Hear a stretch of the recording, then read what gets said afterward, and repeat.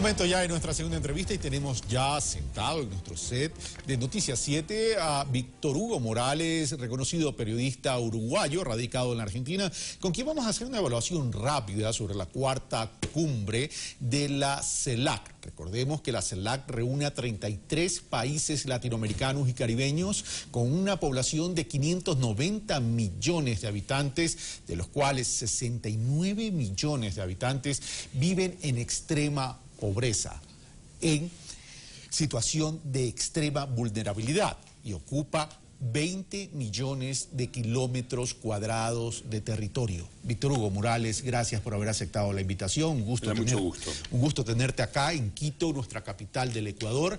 Y el día de ayer, mientras cubríamos el tema de la CELAC con Fander Falconi, hacíamos un análisis y él dijo algo interesante: o nos integramos o nos esfumamos. ¿Es así esta realidad? Bueno, la integración es imprescindible. El problema ahora es la diversidad que se da, profunda en algunos casos, como para encontrar acuerdos políticos que permitan la lucha contra esa pobreza que mencionas, por ejemplo. Políticas que tengan alguna comunión para que se puedan implementar al mismo tiempo en varios países. Esto es muy difícil.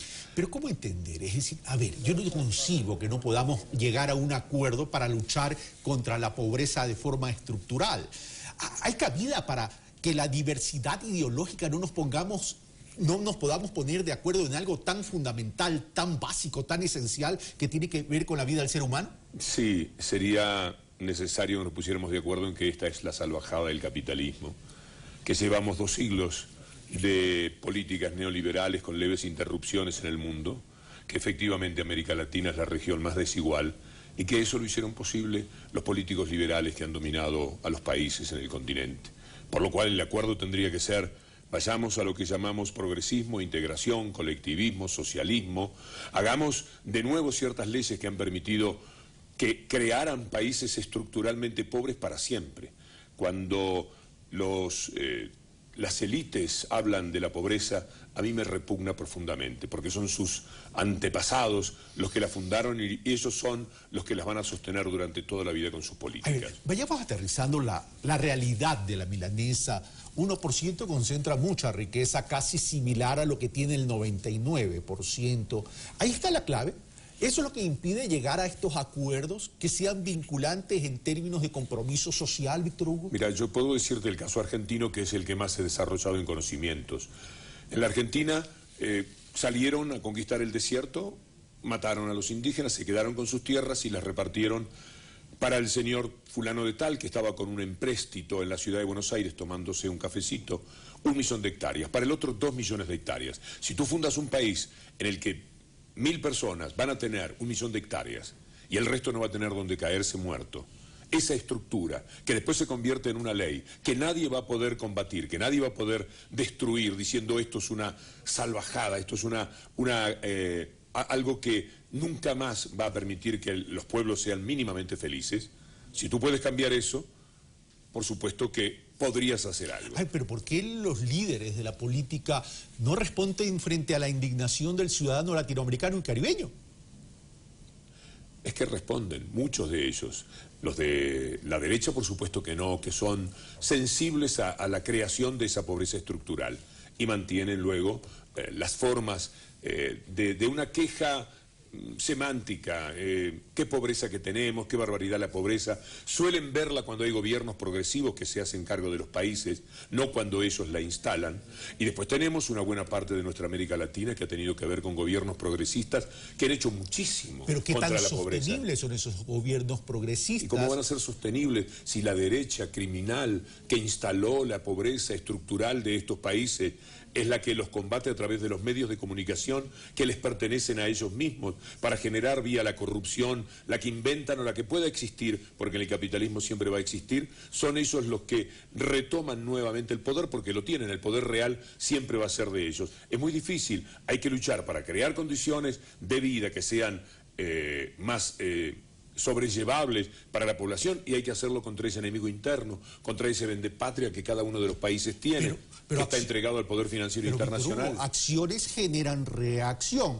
Hoy tenemos una economía global en crisis y cuyo impacto llega a la región.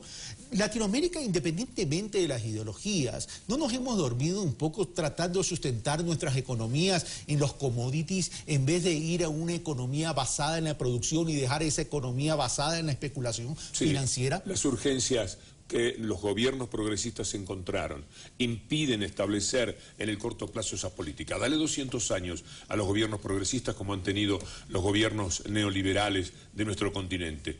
Demos 20 o 30 años de progresismo para poder aplicar todas esas políticas, porque se llega con determinado tipo de urgencias a los gobiernos, y no han hecho poco. La FAO, la UNESCO, hasta el Banco Interamericano de Desarrollo, a veces hasta el Fondo Monetario Internacional, ha reconocido que América ha hecho muy buena letra contra la pobreza en los últimos tiempos. Bajó la pobreza, bajó la mortalidad infantil de 23 a 11 en muchísimos países. Cuando baja la mortalidad infantil es que ha decrecido la pobreza, eso no lo puede negar absolutamente nadie. Se ha hecho muchísimo. Lo que sucede es que siempre hay mucho por hacer si tienes 200 años de estropicios creados por un régimen de quienes han traicionado a sus países y a sus sociedades para llevárselo todo. Pero en Argentina hubo un cambio, la ciudadanía prefirió a la derecha.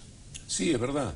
Es verdad, porque los medios de comunicación han trabajado durante muchísimo tiempo para que esa derecha retorne al poder. Y la izquierda, por más que haya hecho jubilación universal como no hay prácticamente en otra parte del mundo, asignación universal para los chicos, haya decrecido la mortalidad infantil, haya llegado prácticamente al desempleo con un 5,4 como terminó el gobierno anterior, las clases medias que son más ambiciosas, que siempre están deseosas, las que pegaron el salto de la pobreza a la clase media, se convierten en elementos que son perturbadores para esos gobiernos que están en contra, y basta un ramalazo económico negativo como el que se da en estos momentos en el mundo para que la gente pierda la paciencia, y aupados en sus quejas por esos medios de comunicación neoliberales, están muy dispuestos a, en un margen no demasiado amplio en la votación, finalmente retornar a la derecha. Lo vamos a pagar muy caro. ¿Y ese efecto psicológico se podría o se pudiese replicar en la región? Es probable, puede ser. Es un caso testigo, pero también ha tenido suerte cada uno de los países que se sienta amenazado por el retorno de la derecha, porque la derecha en la Argentina está haciendo las cosas de tal manera como para advertir al resto de los pueblos del continente: tengan mucho cuidado, porque van con revanchismo, van con sentido de venganza, van otra vez con el desempleo, van a traer otra vez nuevamente la pobreza, es decir, van a bajar varios escalones de lo que se ha ganado. Y con eso termino y rapidito, Víctor Hugo, y agradeciéndote. Trato de seguirte el tren. ¿Sientes que en Argentina se atentó contra tu libertad de expresión? Sí, por cierto. Gracias, Víctor. Lo ha hecho con muchos periodistas en estos días. Gracias, Víctor Hugo Morales. Bueno, nosotros hemos terminado. Un gusto tener a Víctor Hugo el día de hoy en el set de Noticias 7 en Ecuador TV. Nosotros vamos a la pausa y regresamos con David Lucero y los deportes.